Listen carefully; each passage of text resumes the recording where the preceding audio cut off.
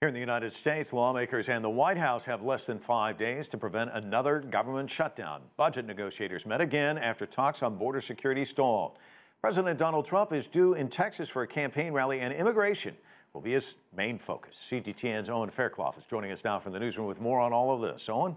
Mike, we're expecting President Trump to arrive in El Paso any moment now and due to speak there in the next 30 minutes or so.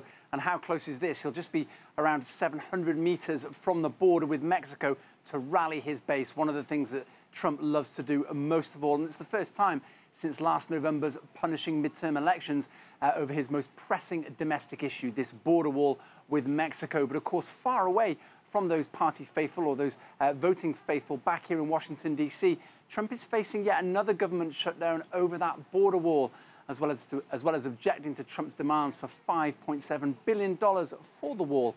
Opposition Democrats are also unhappy that Republicans want to expand detention facilities for people crossing the border illegally.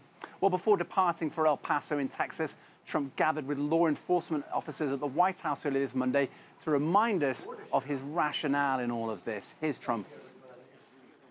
We need a wall, and all of the other things are nice to have. But without a wall, it's not going to work.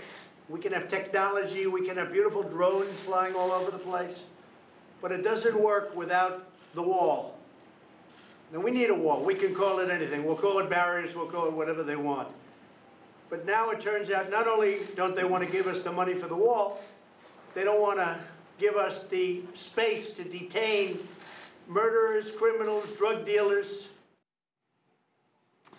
Well, Trump may love those rallies, and that's certainly a message he's going to reinforce at this one in Texas, but he cannot escape the obstacles to that wall here in Washington. Legislation must pass both the House and Senate, controlled by rival parties, by Friday in order to avoid a shutdown of all but essential services. Trump could declare a national emergency to force through funding for this, but the legal grounds for all of this are disputed, and it would be subject to immediate court challenges by opponents who would consider this an abuse of presidential power. The last shutdown cost the U.S. economy an estimated $11 billion and put many federal workers in debt, and another shutdown would test voter appetite for re-electing Trump next year. Mike. Owen Fairclough in our newsroom. Thanks so much.